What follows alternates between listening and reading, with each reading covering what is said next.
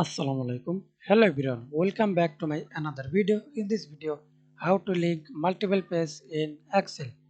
Okay, I type this content name sheet 2, sheet 3, sheet 4 and link sheet on table of content. Okay, now right click mouse, click hyperlinks and click going to sheet 2.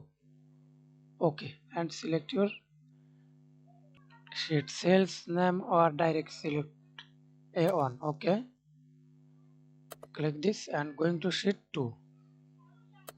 Right click mouse, hyperlink and click sheet on.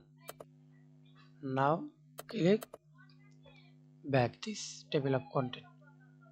Again right click mouse, hyperlink, sheet number 3.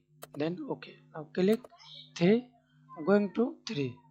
Right click mouse, hyperlinks and click sheet on. Okay, now click here. Okay, apply the same process. Thanks for watching video. Please subscribe to my channel, like, comment, share. Thank you.